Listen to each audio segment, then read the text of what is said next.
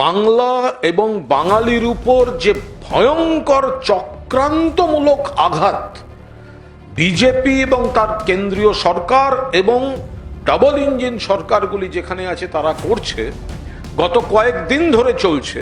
বাংলা ভাষা বললেই তাকে বলে দেয়া হচ্ছে বাংলাদেশি, ভারতীয়, বাঙালি, তাদের শিকড় ধরে টান দেওয়ার চেষ্টা হচ্ছে।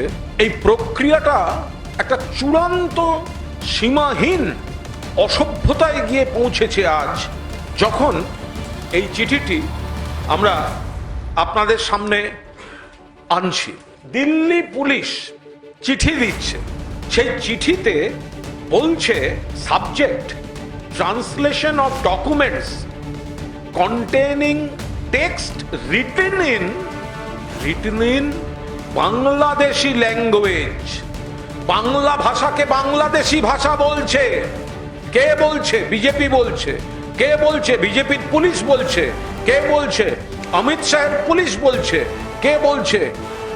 নরেন্দ্র মোদীর পুলিশ বলছে। এটা শুধু প্রশাসনিক ভুল নয়, এটা বাংলার বিরুদ্ধে, বাঙালির বিরুদ্ধে পরিকল্পিত চক্রান্ত, যেখানে সরাসরি আমাদের ভারতীয় সংবিধান এবং সংবিধানের 8ম শিডিউল আর্টিকেল 343 ক্লিয়ার ভায়োলেশন করা হচ্ছে। বাংলাদেশি ভাষা বলে কোনো ভাষা নেই, বাংলা ভাষা। আমাদের সংবিধানে 22টা ভাষা স্বীকৃত, সবকটি ভাষার সমান অধিকার, সমান সম্মান। বাংলা ভাষাকে লিখছে বাংলাদেশি ভাষা।